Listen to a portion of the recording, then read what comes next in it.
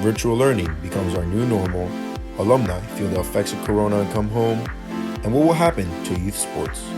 All this and more on today's WBLN News.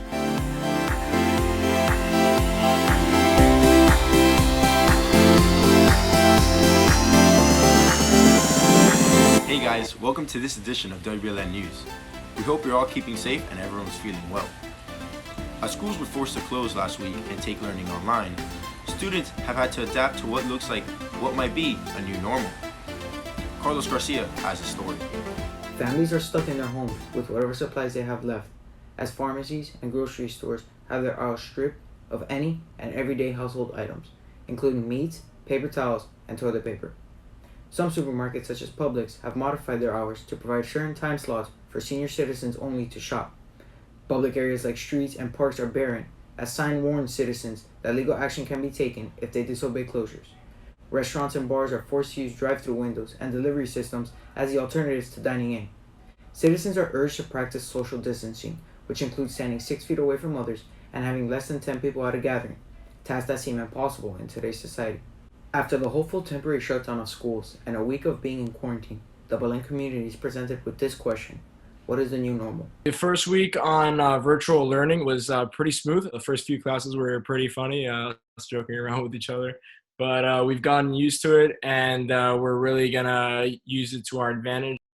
As a senior, obviously all of us are just going to go to school, in our final, couple months of school to see our friends and, do all the senior activities. It's been challenging. We're going to get through it. We're a tough class. And I believe that we're gonna be good in the end. As much as students seem to have transitioned smoothly, they aren't the only ones experiencing virtual learning.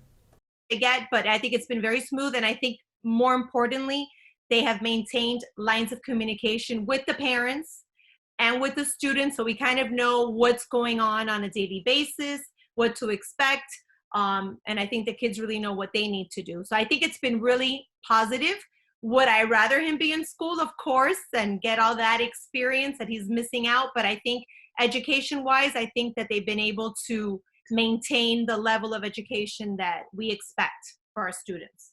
As teenagers looking forward to leaving their homes, being quarantined in their home with their parents has seemed to be a blessing. Yeah, it's definitely affected my pattern of life. Obviously we love going outside, and, I love doing stuff outside. I play football, and, I'm an active person, so it's definitely hindering, that part of me. But I think that it's actually strengthened my bond, especially with my parents. We're here all day, so it's strengthened my bond with my parents. We enjoy having him here. We're able to spend more time together, even though he likes to spend time in his room with his buddies, doing those, video gaming things. But no, we really enjoy having dinner together every night, whereas sometimes we were busy because we're all running around trying to get home, or he's got an event that he needs to attend. So it's kind of like we're forced to be together, but it's been a positive experience, and we're learning more about each other and having a good time together as a family. And at the end of all this, even though it's been a different experience, I think we're going to look back and think that, that it was a positive one as a family for us. Many feel as if they're being swallowed by information and panic as the disease spreads. However, we're all in this together and hope to return to our normal routines. Reporting for WBLN, I'm Carlos Garcia. Thank you, Carlos. As all schools around the country are feeling the effects of the coronavirus, our alumni are too. Most have returned home for their spring semester. Adrian Rodriguez has more. Due to the recent acceleration in the spread of COVID-19, also known as coronavirus, many college students are going to have to stay home for their spring semester. I mean, it was pretty crazy because, you hear about the things going on with the virus in the news, and you don't think it's going to come to Texas. But when it does, and to have to kind of leave, out of the blue, kind of unexpectedly, it's just kind of ridiculous that it's gotten to this point, and it kind of shows a lot about how a lot of universities are taking a lot of precautions against this virus, just because they don't want their students to get, contract the virus. And just the fact that it was so quick is just, this happened in a matter of weeks after the first couple of cases came up. It's pretty mind-boggling. The Center for Disease Control has been preaching social distancing for weeks now. This is a method of keeping people at least 6 feet away from you at all times. But as expected, most college students brushed off these warnings. On campus, a lot of students weren't really taking it seriously just because people were under the impression that it was going to be affecting elderly people a lot more. So at least as far as I know, my friends, we really didn't take it seriously. And I think because of that, it's kind of why schools have been, are going to have to do these kind of things like close off campus in order to make sure students are taking it seriously and that the virus won't spread further. Much like many high schools across the nation, universities are now taking up virtual learning platforms to keep students home for their spring semester. So UT announced that we were going to be going online to the platform Zoom, which a lot of schools are already doing. And for me personally, I'm not necessarily too worried about it. I know a lot of students that I've talked to have kind of expressed their concerns about being able to take a class like chemistry or physics, a hardcore class that involves labs. They're not really too sure how they're going to be able to do that online and if they're going to be able to, learn the information properly. So at least for those students, I know it's going to be a struggle. For students like me who are in the communication school who don't really require classes that are very hands-on, it's not going to be too much of an issue. If anything, it allows me to get more flexible in terms of, doing my homework and also reaching out to professors and to watching lectures. So in that aspect, I think it's going to be really beneficial to me, given the situation. But I do know that a lot of students aren't the happiest, especially seniors who aren't going to be able to, be on campus in the last stretch of their senior season. Because these college students are heading home for the spring, thousands of households across America are having to receive unexpected visitors. So thankfully, we were able to have our son come back on a Thursday, actually a day sooner than we thought he was going to be home, much to our great relief because he was able to come home really truly before things started really getting hectic as far as flight cancellations and people being put in quarantine. So obviously we're happy because him being in Texas and us being here in Miami, it's a big load off of our minds having to worry about our son when he's away. It's obviously better to have him here at home where we can all be together should anything arise. With more cases on the rise, it looks like students are choosing to go home and stay home. For WBLN, I'm Adrian Rodriguez. Thank you, Adrian. With President Trump setting the goal to open the U.S. economy by Easter due to the coronavirus pandemic, and as the Senate approved the aid bill, what is the current state of the economy? George Perez has this. Last Tuesday, President Trump informed the nation during a briefing that he plans to open up the U.S. economy by Easter, along with a suggestion of phasing out the 15-day self-isolation guidelines once they expire. However, Dr. Anthony Fauci, the director of the National Institute of Allergy and Infectious Diseases, is telling the president to be flexible. You can look at a date, but you got to be very flexible, and on a literally day-by-day and week-by-week basis, you need to evaluate the feasibility of what you're trying to do. In terms of the economy, the Federal Reserve announced on Monday unlimited bond buying, 3 new credit facilities, and an upcoming Main Street lending program to provide up to $300 billion in new financing. This addition has been correlated to recession fears and a liquidity crunch that have crashed the stock market over the past month and caused parts of the bond market to malfunction. It's definitely a very adverse and bad effect on the economy because of the fact that, our economy in the U.S. Is based on 70% of GDP is based on consumer spending, which means, money has to be moving in hands in and out. A lot of small businesses are hurt. And when things are closed for business, it's a very adverse effect. We're going to have to find a way, the government, Congress just passed the $2 trillion. It's, crazy. It's 10% of GDP. But at this point, you got to throw the kitchen sink at the economy, because since everybody's supposed to be staying home and there's no money movement, that's definitely needs to happen. So the government acted correctly. I believe they have to keep money flowing. They have to keep people, pretty much sufficient still. I do believe that at some point there's a line where, the damage to the economy by being closed is perhaps larger than not opening the economy, because, it could have detrimental effects. So I like his idea.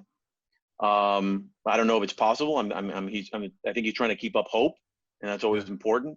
But again, I don't know. With fears of the coronavirus spreading even more, let's hope the situation betters soon. For WBLN, this has been George Perez. Thank you, George. The coronavirus pandemic has threatened many independent restaurants and businesses. Many have had to temporarily close or cut hours and staff due to social distancing. Now, there's a simple way to help them stay above the water. The Yelp Foundation and GoFundMe have teamed up so that independent businesses can fundraise and get donations. They've made it easy. The fundraisers will appear automatically on the business's Yelp page. Users just need to click on donate to take action. Yelp and GoFundMe will match up to $1 million in donations. If you're thinking about ordering out, here's some great places.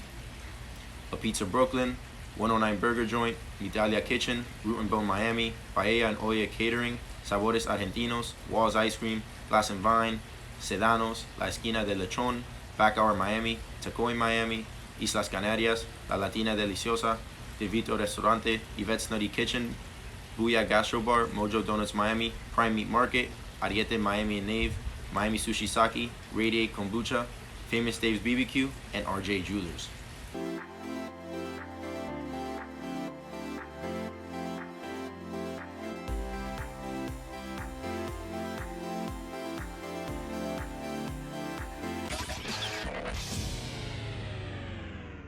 What's up, Wolverines? I'm Major Ponce, and here's what's going on in sports. Football fans, the NFL free agency is a great way to get distracted from the crazy news of the coronavirus. With that being said, this period is very fast and so many things happen at once.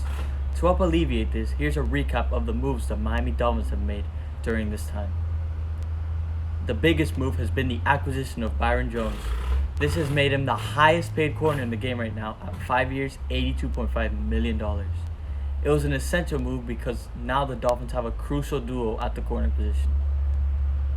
Another big addition to the team is former Eagles rusher Jordan Howard, who has agreed to join the team with a 2-year deal.